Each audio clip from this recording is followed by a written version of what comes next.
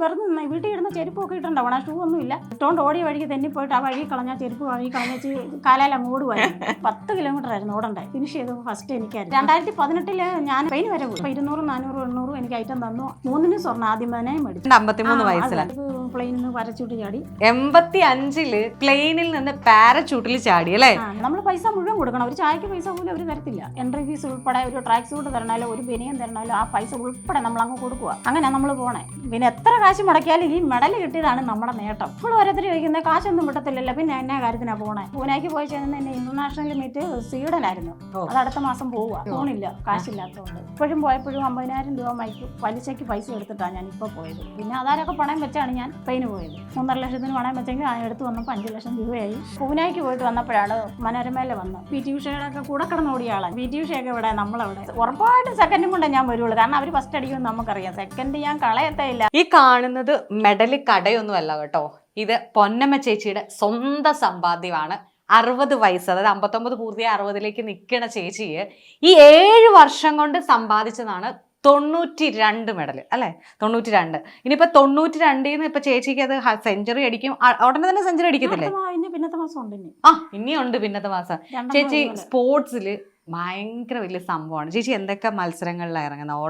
ഓട്ടം മാത്രം. 200, 400, 800 ചെയ്യുന്നത്. 400, 800. ചേച്ചി എന്താ മത്സരിക്കുന്ന? ഒരു വെറ്ററൻസ് മീറ്റ് എന്ന് പറയും. അത് അസോസിയേഷൻകാർ നടത്തുന്ന, പ്രൈവറ്റുകാർ നടത്തുന്നതാ. അപ്പൊ മാസ്റ്റേഴ്സ് എന്ന് പറഞ്ഞൊരു ഗ്രൂപ്പ് ഉണ്ട്, അവരാണ് നടത്തുന്നത്. ഓക്കെ. ഇവരെവിടെയൊക്കെ നിങ്ങൾ മത്സരിക്കാൻ കൊണ്ടുപോകുന്നത്? ഇത് ഞാൻ 5ാം ക്ലാസ് തൊട്ട് പ്രീ ഡിഗ്രി വരെ സ്പോർട്സിനൊക്കെ പോകുന്ന ആളായിരുന്നു. 5ാം ക്ലാസ് തക്കാപ്പാറ വരെ 7ാം ക്ലാസ് വരെ അവിടെ പഠിച്ച. ചേച്ചിയുടെ വീട് എവിടെയാ? വീട് പള്ളത്ത് തന്നെ. ഇവിടുന്ന് കുറച്ചുകൂടെ ഇവിടെ തന്നെയാണ്, പള്ളത്ത് തന്നെ വീട്. ചേച്ചി ചെറുതില് ഭയങ്കരമായിട്ട് സ്കൂളില് കായിക ഇനങ്ങളിൽ മാത്രം പങ്കെടുക്കുമായിരുന്നു. അതിനുശേഷം പിന്നെ കോളേജില്, നാട്ടകം കോളേജില് പിന്നെ പ്രീ ഡിഗ്രിക്ക് പഠിച്ചത്. അപ്പോഴത്തേക്ക് പ്ലെയിനിൽ നിന്ന് പാരച്യൂട്ട് ചാടി. കേരളത്തിൽ നിന്ന് 3 പേര് പോകുന്നതിൽ ചേച്ചി വളരെ 85 ചിന്തിക്കാൻ പോലും പറ്റില്ല നമുക്ക്. എനിക്ക് 85 അന്നത്തെ ഇതിന്ന് പ്ലെയിനിൽ നിന്ന് പാരച്യൂട്ടിൽ ചാടി അല്ലേ? അതിലൊരാള് ഞങ്ങൾ ഇരട്ടയാണ്. ഞാനും എന്റെ അനിയത്തി, അതായത് ഞങ്ങൾ ഇരട്ട പിള്ളേരാ. ചേച്ചി ചാടിയായിരുന്നോ? ഞങ്ങൾ രണ്ടുപേരും ഒന്ന്. കേരളത്തിൽ നിന്ന് 3 പിള്ളേർക്ക് സെലക്ഷൻ കിട്ടിയ ഞാനും എന്റെ അനിയത്തിയും വേറൊരു കൊച്ചുമായിരുന്നു. അങ്ങനെ ഞങ്ങൾ 3 പേരും ചാടി. പിന്നെ റിപ്പബ്ലിക് ഡേ പരേഡിന് ഡൽഹിയില് അന്നേരം NCCക്കൊക്കെ ഉണ്ടായിരുന്നുകൊണ്ട് ബെസ്റ്റ് പരേഡ് കമാൻഡർ എന്നുള്ള അവാർഡ് കിട്ടി. ഞാൻ അവിടെ ക്രോസ് കൺട്രി ഉണ്ടായിരുന്നു. 250, 300 വളരെ ഉണ്ടായിരുന്നു. പക്ഷെ നമുക്ക് സമ്മാനം കിട്ടുമെന്നൊന്നും അറിയത്തില്ല. നമ്മൾ ഓടി. എനിക്കൊരു സെക്കൻഡ് കിട്ടി. അന്നേരം TM ജേക്കബ് സാറായിരുന്നു മന്ത്രിയായിട്ടിരുന്നത്. അപ്പൊ സാർ എനിക്ക് ക്യാഷ് അവാർഡ് 750 രൂപ തന്നു. ഇന്ദിരാഗാന്ധി മരിക്കുന്ന സമയത്ത് ഞങ്ങൾ ആഗ്രയിലുണ്ട് ഉള്ള സമയത്താണ്. അന്നേരം ഞങ്ങൾ ഈ NCCക്കൊക്കെ ഉള്ളതുകൊണ്ട് ഞങ്ങൾക്ക് സെറ്റ് സാരിയും കോട്ടും മാടമാണ് തരുന്നത്. അപ്പൊ ഞങ്ങൾ നേരിട്ട് ഞങ്ങൾക്ക് നേരെ തരുമായിരുന്നു. കോട്ടും സെറ്റ് സാരി അന്നേരം നമുക്ക് ഒരു ഗിഫ്റ്റ് തരുന്നതാ എല്ലാവർക്കും. ഈ പോണ എല്ലാവർക്കും ഉള്ളതാണ്. അങ്ങനെ ഞങ്ങൾക്ക് 2 പേർക്കും കിട്ടുകയും ചെയ്തു. പിന്നെ ഞങ്ങൾ പോരുന്നതിന് മുമ്പ് മാട അവിടെ വെച്ച് മരിക്കുകയും ചെയ്തു. അത് കഴിഞ്ഞാണ് ഞങ്ങൾ അവിടുന്ന് പോരുന്നത്. അങ്ങനെ ഒരു അനുഭവം കഴിഞ്ഞു. പിന്നെ മുന്നോട്ടുള്ള കാര്യങ്ങളൊക്കെ, പഠിത്തവും കാര്യങ്ങളൊക്കെ അങ്ങ് തീർന്നു പോയി. പിന്നെ കല്യാണമൊക്കെ കഴിഞ്ഞു. ചേട്ടന് 10 വർഷം ആയതേ ഉള്ളായിരുന്നു. അപ്പം മരിച്ചുപോയി. തലയ്ക്കകത്ത് ട്യൂമറായിരുന്നു, നമുക്ക് അറിയത്തില്ലായിരുന്നു. പിന്നെ അന്നേരം കുഞ്ഞാക്ക് 3.5 വയസ്സും മൂത്താക്ക് 8 വയസ്സും പ്രായമുണ്ട്. 2 പെൺപിള്ളേരായിരുന്നു. അന്നേരമായിരുന്നു ചേട്ടൻ മരിക്കുന്നത്. അത് കഴിഞ്ഞ് പിന്നെ നമ്മൾ വീട്ടിലെ പണിക്കും ഇങ്ങനെ കൂലിപ്പണിക്കും അങ്ങനെയൊക്കെയാണ് പോയിക്കൊണ്ടിരുന്നത്. അത് കഴിഞ്ഞ് ഒരു 20 വർഷത്തിന് ശേഷം റബ്ബർ സിറ്റിയുടെ ഒരു 50ാം വാർഷികം ഒന്ന് കോട്ടയത്ത് കൂട്ടയോട്ടം എന്നും പറഞ്ഞ് പേപ്പറിലുണ്ടായിരുന്നു. അപ്പം നമ്മൾ പേപ്പറൊന്നും വരുത്തുന്നില്ല. ഞങ്ങൾക്ക് അപ്പുറത്തെ വീട്ടിൽ ചെന്ന് പേപ്പർ എടുത്തുകൊണ്ട് വന്ന് ഇങ്ങനെ വായിച്ചുകൊണ്ടിരിക്കുമ്പോഴാണ് കൊച്ചുമോളെ 2 പേരും കെട്ടിച്ചു വിട്ടായിരുന്നു. അപ്പോൾ കൊച്ചുമോളും മരുമനോടെ കയറി വരുന്ന സമയത്താണ് ഞാനിത് വായിക്കുന്നത്. 5:30 കഴിഞ്ഞ്. അപ്പം വായിക്കുന്നുണ്ടോണ്ട് അതെന്നെ അമ്മ വായിക്കുന്നത്. ഞാൻ പറഞ്ഞു, മോനെ കോട്ടയത്ത് ഒരു കൂട്ടയോട്ടം ഒന്ന് കിടക്കുന്നു, പോകണമെന്ന് ചോദിച്ചു. ഞാൻ പറഞ്ഞു പോയാൽ കൊള്ളാമെന്ന് പറഞ്ഞു. അപ്പോൾ അന്നേരം അവിടെ നമ്പരൊക്കെ കൊടുത്തിട്ടുണ്ട്. വിളിച്ചു. 5:30, 6 മണിയായി. വിളിച്ചപ്പം പറഞ്ഞു, അയ്യോ ഞങ്ങളിപ്പം വിഡ്രോ ചെയ്യും, അങ്ങനെയാണ് രജിസ്റ്റർ ചെയ്തോളാൻ പറഞ്ഞു. 5 മണിക്ക് വരണമെന്ന് പറഞ്ഞു. കോട്ടയത്ത് നാഗമ്പടത്തു നിന്ന് വിടുന്നത്. അത് 10 കിലോമീറ്റർ ആയിരുന്നു ഓട്ടം. അങ്ങനെ പെട്ടെന്ന് കൊച്ചവർ എൻട്രി എല്ലാം കൊടുത്തു. ഇതെല്ലാം ആക്കി കഴിഞ്ഞപ്പം 5 മണിക്ക് വരണമെന്ന് പറഞ്ഞു. ഭയങ്കര മഴയെത്താൻ ഞങ്ങൾ. അപ്പം ഇവിടുന്ന് എന്നെ ഒറ്റയ്ക്ക് 5 മണിക്ക് പോകാൻ പറ്റത്തില്ല. അതിന് പിള്ളേർ 2 വീലറല്ല വന്നേ. എന്നിട്ടും ഞങ്ങളെ 2 പേരെയും കൂടെ മരുമോൻ ആ വണ്ടിയെ വെച്ച് ഒരു തരത്തിലും ഭയങ്കര മഴ സമയമാണ്. അന്നേരം ഞങ്ങളെ കോമരത്താണ് മുള കെട്ടിച്ചിരിക്കുന്നത്. അവിടെ കൊണ്ടുപോയി. അത് കഴിഞ്ഞ് വെളുപ്പിനെ പോകാനൊരുങ്ങുമ്പോൾ ഇവനാ മഴ നനഞ്ഞതിൻ്റെ ഭയങ്കര പനിയുണ്ടായി. 5:30 6 ആ മഴ ഒരു തുള്ളി തോരാത്ത മഴയായിരുന്നു. എന്നിട്ടും 6 മണിയായപ്പോഴത്തേക്ക് അവൻ എഴുന്നേറ്റ്, അയ്യോ എന്നെ വിളിക്കാൻ നമുക്ക് പോകണ്ടായിരുന്നു ചോദിച്ച് ചാടി എഴുന്നേറ്റ്. ഞങ്ങളപ്പം ഞങ്ങൾ ഒരു കൊച്ചിൻ്റെ നമ്പർ ഉണ്ടായിരുന്നു നമ്മുടെ വിളിച്ചു ചോദിച്ചപ്പം മഴ കാരണം വിട്ടില്ലെന്ന് പറഞ്ഞു. പെട്ടെന്ന് പിന്നെ ഞങ്ങൾ എളുപ്പം ഓടി ഒരുങ്ങി പോകുമായിരുന്നു. അവിടെ നിന്ന് ചെല്ലുമ്പം വിട്ടില്ല, 7:30 വിടുമ്പം പിന്നെ, കാരണം ഭയങ്കര മഴ. ആദ്യത്തെ ഫോട്ടോ ഇരിക്കുന്ന അതാ ഫസ്റ്റില്, അത് മുട്ടുനീര് വെള്ളത്തിൽ കിടക്കുക. അപ്പം തിരുവഞ്ചൂർ സാറിന് ഫ്ലാഗ് ഓഫ് ചെയ്തിട്ട് സാറിന് പോണായിരുന്നു. അപ്പോൾ എങ്ങനെയാ വിട്ടോട്ടെ എന്ന് ചോദിച്ചു. അത് കുഴപ്പമില്ല സാറേ, ഞങ്ങൾ ഓടിക്കോളാം എന്ന് പറഞ്ഞു. അപ്പം എൻ്റെ വെറുതെ വീട്ടിൽ ഇടുന്ന ചെരുപ്പൊക്കെ ഇട്ടുണ്ടാവണം, ഷൂ ഒന്നുമില്ല. അങ്ങനത്തെ ഒരു സാഹചര്യത്തിലായിരുന്നു, നമുക്കറിയത്തില്ലല്ലോ. വിട്ടോണ്ട് ഓടിയ വഴിക്ക് തെന്നിപ്പോയിട്ട് ആ വഴി കളഞ്ഞാൽ ചെരുപ്പ് വഴി കളഞ്ഞ് കാലാല മൂടുമായിരുന്നു.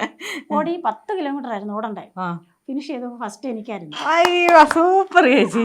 കാരണം 20 വർഷത്തിന് ശേഷം, അതായത് ഒന്നുമില്ല, ഒരു പണിയില്ല, അതായത് സാധാ കല്യാണം കഴിച്ച സ്ത്രീകളെ പോലെ മക്കളെ നോക്കി അവരെ പഠിപ്പിച്ചു, അവർക്ക് വേണ്ടി ചെറിയ ചെറിയ ജോലികൾ ചെയ്തു. അത് ചെറുതിലേ ഉണ്ടായിരുന്ന ഒരു ഓട്ടം, അന്നത്തെ കാലത്ത് ഭയങ്കരമായിട്ട് പാഷനായിട്ട് നിന്ന സാധനം 20 വർഷം കഴിഞ്ഞ് പൊടി തട്ടി എടുത്തതാണ് ഈ കാണുന്നത്. ഇതൊക്കെ റബ്ബർ സിറ്റിയുടെ അതാണ് ആ ചെറിയ മെമന്റോയും ആദ്യം കിട്ടിയ മെഡൽ. അതെ 20 വർഷത്തെ 20 വർഷത്തിന് ശേഷം ആദ്യമായിട്ട് ഞാൻ ഓടുമ്പോൾ അതിൽ ഫസ്റ്റ് പ്രൈസ് കിട്ടിയെന്നുള്ളതാണ്. 10 അപ്പൊ ഈ 10 കിലോമീറ്റർ ഓടിയിട്ട് കാലിനൊക്കെ എങ്ങനെ ഉണ്ടായിരുന്നു? ഒരു വിഷയം തോന്നിയില്ല. ഞാൻ ആരോടാ ചോദിക്കുന്നല്ലേ, ഒരു പ്രശ്നവും തോന്നിയില്ല. ഇഷ്ടപ്പെട്ട് നിങ്ങൾ എന്റെ വീട്ടിലിരിക്കുന്ന ഇത് കാണുന്ന എൻ്റെ പ്രിയപ്പെട്ട പെണ്ണുങ്ങളെ, നിങ്ങൾക്ക് എനിക്കിത് എടുത്ത് ചേച്ചി ചിലപ്പം എടുത്താൽ പിന്നെ തിരിച്ചു നോക്കുമ്പോൾ എല്ലാം മാറിപ്പോവും. ഇതുണ്ടോ, ഞാൻ കയ്യിൽ എനിക്ക് പറ്റുന്നത്ര എടുക്കാം. ഇതുണ്ടോ, ഇത് ഞാൻ ഒരൊറ്റ ഇതായിട്ടാണ് പിടിച്ചേക്കുന്നത്. ഇത് ഒരാളുടെ സ്വപ്നമാണ്. നമ്മൾ പ്രിയപ്പെട്ട പെണ്ണുങ്ങളെ നിങ്ങളോട് എനിക്ക് പറയാനുള്ളത്, സ്വപ്നങ്ങളുണ്ടെങ്കിൽ നിങ്ങൾക്ക് കാലമൊന്നും ഒരു തടസ്സമല്ല, അല്ലേ ചേച്ചി? ചേച്ചി ആ 20 വർഷം കഴിഞ്ഞ് ഇങ്ങനെ ഓടുമെന്ന് വിചാരിച്ചായിരുന്നോ? ഇല്ല, ഒരിക്കലും വിചാരിച്ചില്ല. അതിലും മക്കളും മരുമക്കളും കൊച്ചുമക്കളും സപ്പോർട്ട് ചെയ്തു എന്നുള്ളത്. തീർച്ചയായിട്ടും അതെ. ഇപ്പൊ എന്റെ മരുമക്കളാണ്, എനിക്ക് 2 പെൺപിള്ളേരാണേലും വന്ന ചെറുക്കന്മാരാണ് എന്നെ ഇപ്പോഴും കൊണ്ടുവിടുന്നത് ഓരോ കാര്യത്തിനും. അവരാണ് അമ്മ പൊക്കോ, അമ്മ ഒരു കാര്യവും ബുദ്ധിമുട്ടുണ്ട്, അമ്മയ്ക്ക് സന്തോഷം അതല്ലേ, അമ്മ പൊക്കോ, അമ്മക്ക് സമ്മാനം കിട്ടുമെന്ന് അവർക്കറിയാം. അതല്ലേ, അമ്മ ഇവിടെ പോലും സമ്മാനം കൊണ്ട് വരും. സമ്മാനം കൊണ്ടേ വരുവുള്ളൂ. ഇതിപ്പം ശ്രീലങ്കയ്ക്ക് പോയിട്ട് 4 മെഡലും മേടിച്ചോണ്ടാ വന്ന. ഇപ്പൊ അയോധ്യയിലെ 3 സ്വർണ്ണം ഉണ്ടായിരിക്കുന്നത്. ഈ കഴിഞ്ഞ ആഴ്ച പോയിട്ട് വന്നാ ഇത് ഈ സ്വർണം ഇതിപ്പോ കഴിഞ്ഞ അയോധ്യക്ക് പോയിട്ട് ഇപ്പം വന്നതിന്റെയാ കൈയിരിക്കുന്നത്. ഇത് കണ്ടോ, ഇതിപ്പോ കഴിഞ്ഞ 11-ാം തീയതി പോയിച്ച് വന്നതിന്റെ, നമ്മൾ ഈ കഴിഞ്ഞ മാസം 11. ഓക്കെ. അപ്പൊ ഇതാണ് ഇത് അയോധ്യയിലെ, ശ്രീലങ്കയിലെ. അതും 4 എണ്ണം ഒരുപോലെ കിട്ടി. First international masters athletic championship. ഇത് ശ്രീലങ്ക. ശ്രീലങ്കയുടെ ഇത് 2 സ്വർണം 2 വെള്ളി. 2 സ്വർണവും 2 വെള്ളി. അതായത് 400-800 ഫസ്റ്റ്, 200-100 സെക്കൻഡ്. പക്ഷെ ഞാൻ 3 ചെയ്യുവളായിരുന്നു. അപ്പൊ 4 എണ്ണം അവിടെ ചെയ്യാമെന്ന് പറഞ്ഞാണ് 100-ന് കയറി ഓടിയതാ. അങ്ങനെ അത് വന്നപ്പോഴും എനിക്ക് സെക്കൻഡ് പ്രൈസ് കിട്ടി. ഇന്ത്യ പ്രതിനിധീകരിച്ച് പോയിട്ട് മറ്റൊരു രാജ്യത്ത് ചെന്നിട്ട് ഫ്ലാഗിലും. പിന്നെ 2018 ഞാൻ സ്പെയിൻ വരെ പോയി. കാരണം നമ്മളിപ്പോ ഈ അസോസിയേഷൻകാർ അന്ന് നമ്മളെ ഈ മീറ്റ് കഴിഞ്ഞ ഉടനെ അവരെ ആൾക്കാരെ ഇറക്കിയിട്ടുണ്ടായിരുന്നു. അപ്പൊ അവരുടെ ആൾക്കാരെ ഇറക്കിയിട്ടുണ്ടെങ്കിലും കുറെ പേര് ഒന്നിച്ചല്ലേ ഓടുന്നത്. അപ്പൊ ആരൊക്കെ കയറിപ്പോയെന്നൊന്നും അവർ കണ്ടില്ല. അവസാനം ഫിനിഷ് ചെയ്തോ ഫസ്റ്റ് എനിക്കാന്ന് കണ്ട് അവരുടെ ആൾക്കാർക്ക് കിട്ടിയില്ല. അപ്പോഴത്തേക്ക് പിന്നെ അവർ ഓടി വന്ന് ഞങ്ങളോട് സംസാരിച്ച്, മക്കളോടും സംസാരിച്ച്, ഇതുപോലെ ഞങ്ങൾ മാസ്റ്റേഴ്സ് എന്ന് പറഞ്ഞൊരു ഗ്രൂപ്പാണ്, ഞങ്ങൾ ഇങ്ങനെ അസോസിയേഷൻകാർ നടത്തുന്നതാണ്, വെറ്ററൻസ് മീറ്റിൽ നമ്മൾ പങ്കെടുക്കാൻ അമ്മയെ കൂടെ കൊണ്ടുപോയിക്കോട്ടെ എന്ന് ചോദിച്ചു. അതിന് ഞാൻ അമ്മയെ കൊണ്ടുപോയിക്കൊള്ളാൻ പറഞ്ഞു. അങ്ങനെ ആദ്യത്തെ സ്റ്റേറ്റ് മീറ്റ് തിരുവനന്തപുരം ചന്ദ്രശേഖർ സ്റ്റേഡിയത്തിലായിരുന്നു. അവിടെ പോയി. അപ്പം ഞാൻ ഓടുന്ന കാരണം എനിക്ക് ഓട്ടം മതിയെന്ന് പറഞ്ഞായിരുന്നു. അപ്പോൾ 200, 400, 800 എനിക്ക് ഐറ്റം തന്നു. 3-ന് സ്വർണ്ണം ആദ്യം തന്നെ മേടിച്ചു. ഒരു 53 വയസ്സിലല്ലേ, 52-53 വയസ്സിലാണ്. അതായത് നമ്മളിപ്പം ഇപ്പൊ അമ്മയ്ക്ക് 2 നോർമൽ ഡെലിവറി ആയിരുന്നോ സിസേറിയൻ? നോർമലായിരുന്നു. എന്താണെങ്കിലും നമ്മൾ പറയും സിസേറിയൻ ആയാലും ഡെലിവറി ആയാലും, ഡെലിവറി കഴിഞ്ഞ സ്ത്രീകൾ പൊതുവെ പറയുന്ന നടുവിന് വേദന, അതൊന്നും ഇല്ലാണ്ട് അതിനെയൊക്കെ തരണം ചെയ്ത് അടിപൊളിയായിട്ട് ഓടി. കഴിഞ്ഞപ്പോൾ അതിന്റെ നാഷണൽ ബാംഗ്ലൂർ വന്നു. ബാംഗ്ലൂർ പോയി 4 മെഡലും കൊണ്ട് വന്നു. അപ്പൊ അതിന്റെ തന്നെ 2018 ആയപ്പോ ഇന്റർനാഷണൽ സ്പെയിൻ ആയിരുന്നു. ഫസ്റ്റിലേ പോയി സ്പെയിന്. അപ്പൊ അവിടെ പോയി നമുക്ക് 195 രാജ്യങ്ങളുമായിട്ടാണ് മത്സരിച്ചത്. അതിലെനിക്ക് 23-ാം സ്ഥാനം 400-ന് കിട്ടി, 32-ാം സ്ഥാനം 800-ന് കിട്ടി, 200-ന് 56 ഏതാണ്ടായിപ്പോയി. കാരണം എന്താണെന്ന് വെച്ചാൽ 10, 200, 300 പേരാ നമ്മൾ അന്നേരം ഓടുന്നത്. ഹീറ്റ്സ്, ഫൈനല്, സെമി, ഇങ്ങനെ 3 തരമായിട്ട് നമ്മൾ അവിടെ ഓടിച്ചോണ്ടിരുന്നത്. അതിനകത്തൊന്നും ഇത്രയും വരെ എനിക്ക് കിട്ടി. പിന്നെ അത് വലിയ കാര്യമാണ്. ഞാൻ പറഞ്ഞില്ലേ, ഓരോ വീട്ടമ്മമാരും പിന്നീട് അവരുടെ സ്വപ്നങ്ങളെ നമ്മൾ സിനിമകളിൽ കാണുമ്പോൾ പറയും സ്വപ്നം എത്തിപ്പിടിക്കുന്ന സ്ത്രീകളെന്ന്. ചേച്ചിയുടെ ഒക്കെ ജീവിതം സിനിമാ കഥയൊക്കെ ആക്കാവുന്നതും അതിനെ വെല്ലുന്നതാണ്. കാരണം അവരുടെ ഒരു സ്വപ്നമാണ്. ചേച്ചി പറഞ്ഞ പോലെ ഏകദേശം ഒരു 17, 18, 19 വയസ്സിലായിരിക്കണം ചേച്ചി ആദ്യമായിട്ട് മറ്റേ പാരച്യൂട്ടിൽ നിന്ന് ചാടുന്ന സമയം. 18 കഴിഞ്ഞിട്ട് പിന്നെ ഈ 52 വരെയുള്ള സമയമുണ്ടേ. ഞാൻ 20 വർഷം. അപ്പോൾ നാട്ടാൻകുളയിൽ പഠിച്ചുകൊണ്ടിരിക്കുമ്പോൾ എൻ്റെ രണ്ടാമത്തെ ചേച്ചി കോളേജിൽ പഠിക്കുന്ന നാട്ടാൻ കോളേജിലാണ് പഠിച്ചത്. ചേച്ചി NCC ഒക്കെ ഉണ്ടായിരുന്നു. ആ യൂണിഫോം ഒക്കെ കൊണ്ടുവന്ന് അലക്കാനിടുമ്പോൾ അത് വാരിയിട്ടുണ്ട് നടക്കും. ഭയങ്കര ഒരു ഇതായിരുന്നു. നമുക്ക് ആ യൂണിഫോമിനോട് ഒരു ഭയങ്കര താല്പര്യമായിരുന്നു. അങ്ങനെയാണ് ഞങ്ങളെ NCCക്കകത്ത് കൊണ്ട് ചേർത്തു. ഇങ്ങനെ പോകുന്നു. ഇപ്പോഴും ചേച്ചിയുടെയും ചേട്ടൻ്റെ ആലപ്പുഴയിലെ ചേച്ചി, ആ ചേച്ചിയുടെയും ചേട്ടൻ്റെ നിർബന്ധപ്രകാരമാണ് ഇപ്പോഴും ഞാൻ പൊയ്ക്കൊണ്ടിരിക്കുന്നത്. എവിടെ പോണേലും അതുങ്ങൾ പറയും നീ പൈസ ഒന്നും, ഇപ്പം 1,00,000 മേളിൽ രൂപയായി ശ്രീലങ്ക അയോധ്യയിൽ ഇപ്പൊ കയറി പോയിച്ച് വന്നപ്പോൾ. നീ പൈസ ഒന്നും നോക്കണ്ട, നമ്മൾ പൈസ മുഴുവൻ കൊടുക്കണം. ഒരു ചായക്ക് പൈസ പോലും അവർ തരത്തില്ല, ഒരു വെള്ളം കുടിക്കാനൊന്നും തരില്ല. കംപ്ലീറ്റ് പൈസ, എൻട്രി ഫീസ് ഉൾപ്പെടെ, ഒരു ട്രാക്ക് സൂട്ട് തരണമല്ലോ ഒരു ബനിയൻ തരണമല്ലോ ആ പൈസ ഉൾപ്പെടെ നമ്മൾ അങ്ങ് കൊടുക്കുക. അങ്ങനെ നമ്മൾ പോണേ. അപ്പൊ എന്നോട് ഇവർ പറഞ്ഞു, അപ്പൊ ഈ മെഡൽ കിട്ടുമ്പോൾ നമുക്ക് വല്ല ക്യാഷ് പ്രൈസ് ഉണ്ടോ? ഒന്നുമില്ല. പിന്നെ എത്ര കാശ് മുടക്കിയാലും ഈ മെഡൽ കിട്ടിയതാണ് നമ്മുടെ നേട്ടം. ഇപ്പോഴും ഓരോരുത്തർ ചോദിക്കുന്നത് കാശൊന്നും കിട്ടത്തില്ലല്ലോ പിന്നെ എന്നാ കാര്യത്തിനാ പോണേ, ഇപ്പോഴും ചോദിക്കുന്നതാ. ഞാൻ പറയും അതൊന്നും അല്ല, 1,00,000 രൂപ കൊടുത്താൽ നമുക്കൊരു മെഡൽ കിട്ടത്തില്ല. ആ സമയം ഓടി ഒരു മത്സരിച്ച് പ്രൈസ് കിട്ടുമെന്ന് ഉറപ്പുള്ളതുകൊണ്ടാണ് നമ്മൾ പോണത്. മേടിക്കും ചിന്ത എന്റെ മനസ്സിൽ. 1,00,000 മുടക്കാലോ, അല്ലെങ്കിൽ നിങ്ങൾ കാശ് അല്ല ഞാനത് കൊണ്ടുവരും പ്രൈസ്. ഞാനത് ഇപ്പോഴും എല്ലാവരോടും പറയുന്നത്, എനിക്ക് എത്ര പൈസ മുടക്കിയെന്ന് പറഞ്ഞാലും അവിടെ നിന്ന് ഒരു മെഡലുമായിട്ടേ ഞാൻ വരുള്ളൂ. അതെനിക്ക് നല്ല ഉറപ്പാണ്. ഒരു മെഡലെന്ന് പറഞ്ഞാൽ 1,00,000 മുടക്കിയെന്ന് പറഞ്ഞാൽ ആ ഒരു 1,00,000ന്റെ ഇതിലും വലിയ വില എനിക്ക് ആ ഒരു മെഡലെന്ന് പറയും. തീർച്ചയായും അങ്ങനെയാണ് ഞാൻ അതന്നെ ചേച്ചി പറഞ്ഞ പോലെ ഈ 92 മെഡലും കാശ് കൊടുത്താൽ നമുക്ക് വഴിയിൽ നിന്ന് മേടിക്കാൻ പറ്റത്തില്ല. ഇപ്പൊ ഒരു ഐറ്റം കഴിഞ്ഞാലേ ഉള്ളൂ ഇത് എല്ലാ സാധനവും അവിടെ നിന്ന് കിട്ടുള്ളൂ. നമുക്ക് ഇത്ര പേര് പോണു എന്നൊരു ലിസ്റ്റ് എടുത്തിട്ടാണ് അവർ നമ്മളെ കൊണ്ടുപോണത്. ഇത് 3ാം സ്ഥാനത്തിന്റെ. ഇത് ഇവിടെ പോയ ഗുണ്ടൂര്, ആന്ധ്രയ്ക്ക് പോയത്. ആന്ധ്ര, ബാംഗ്ലൂര്, ചെന്നൈ, ഗോവ, ഇങ്ങനെ ഹൈദരാബാദ്, പൂനെ, ഇങ്ങനെ ഒത്തിരി സ്ഥലങ്ങൾ പോയി. അതിനിടയ്ക്ക് ഇപ്പം പോയേച്ച് വന്നതിൻ്റെ പൂനെക്ക് പോയി ചെന്ന് എൻ്റെ ഇന്റർനാഷണൽ മീറ്റ് സ്വീഡനായിരുന്നു. അത് അടുത്ത മാസം പോവുക. പക്ഷേ പോണില്ല, കാശില്ലാത്തതുകൊണ്ട്. അയ്യോ, പൈസ ഇല്ലാത്തതുകൊണ്ട് കുറേയൊക്കെ ഒഴിവാക്കി. ഇപ്പൊ ചൈനയ്ക്ക് പോയി, ഓരോരുത്തർ ഒത്തിരി സ്ഥലങ്ങളൊക്കെ പോയി. ഈയിടെ ദുബായിക്ക് പോയി. പൈസയേ ഇല്ലായിരുന്നു. നമ്മൾ ഒരു വരുമാനം അല്ലേ ഉള്ളൂ. എനിക്ക് ജോലി ഉണ്ടായിരുന്നു. ഒരു 12 വർഷത്തെ സർവീസ് കിട്ടി. അതിൽ 7,500 രൂപ പെൻഷൻ്റെ പൈസ ഉള്ളു. ആ പൈസയും കൊണ്ടാണ് റോൾ ചെയ്ത് ഞാൻ കടം കൊടുക്കുന്നു. ഇപ്പോഴും പോയപ്പോഴും 50,000 രൂപ പലിശയ്ക്ക് പൈസ എടുത്തിട്ടാണ് ഞാൻ ഇപ്പൊ പോയത്. സ്വീഡന് പോണെങ്കിൽ 3,50,000 രൂപ വേണമായിരുന്നു. 3 ലക്ഷം അവർക്ക് കൊടുക്കണം, പിന്നെ നമ്മുടെ എന്തെങ്കിലും വേണം. അത് കാരണം പൈസ ഇല്ലാഞ്ഞുകൊണ്ട് ഞാൻ ആദ്യമേ പറഞ്ഞു വരുന്നില്ല. കാരണം പൂനെക്ക് പോയാൽ എനിക്കായിരുന്നു 4 മെഡലും കിട്ടി സെലക്ഷൻ വന്നത്. ഒരേ മെഡലുമായിട്ട് വന്നവരേ ഉണ്ട്, 2 മെഡലുമായിട്ട് കിട്ടിയവരുണ്ട്. പക്ഷെ 4 മെഡലും കിട്ടിയ ഞാൻ മാത്രമേ ഉള്ളായിരുന്നു. അപ്പോഴേ അവരവിടെ വെച്ച് പറഞ്ഞു എനിക്ക് സെലക്ഷൻ ഉണ്ട്, പോകാൻ ഒരുങ്ങിക്കോണമെന്ന് പറഞ്ഞു. അല്ല, ഇതെന്താണ് ഈ അസോസിയേഷൻകാർ കൊണ്ടുപോകത്തില്ല? അസോസിയേഷൻകാർ നമ്മളെ കൊണ്ടുപോകുന്നു. അപ്പൊ നമ്മളിപ്പം ഈ 3 ലക്ഷം എന്തിനാ ചെലവാകുന്നത്? അപ്പൊ നമ്മളവിടെ ഇപ്പൊ ഫ്ലൈറ്റ് ടിക്കറ്റിന്റെ വേണം, റൂം വാടക വേണം. നമ്മൾ തന്നെ സ്വയം നമ്മളുടെ കാശ്. സ്പെയിന് പോയപ്പോൾ എനിക്ക് 3,50,000 രൂപ അവർക്ക് കൊടുക്കേണ്ടി വന്നു. പിന്നെ 1,00,000 രൂപ ബാങ്ക് ഡിപ്പോസിറ്റ് കാണിക്കണം. അത് ആലപ്പുഴയിലെ ചേച്ചിയൊക്കെ തരുമായിരുന്നു. കാരണം എന്താണെന്ന് വെച്ചാൽ നമുക്ക് അവിടെ വെച്ച് എന്തെങ്കിലും സംഭവിച്ചു പോയെങ്കിൽ നമ്മളെ തിരിച്ചെത്തിക്കാൻ വേണ്ടിയാണ് 1,00,000 രൂപ സ്റ്റേറ്റ്മെന്റോട് കൂടി അയക്കുന്നത്. മനസ്സിലായോ? നമ്മൾ കളി പറഞ്ഞല്ല, ഈ സ്റ്റേറ്റ്മെന്റോട് കൂടി അയക്കുന്നത്. പൈസ ഡിപ്പോസിറ്റ് ഉണ്ടെങ്കിൽ നമുക്ക് എന്തെങ്കിലും അവിടെ വെച്ച് സംഭവിച്ചാൽ അവർക്ക് തിരിച്ചയക്കണം എന്നുണ്ടെങ്കിൽ ബാങ്കിലെ പൈസ കാണണം. അങ്ങനെയാണ് നമ്മൾ പോണത്. പിന്നെ ആധാരമൊക്കെ പണയം വെച്ചാണ് ഞാൻ ഈ സ്പെയിന് പോയത്.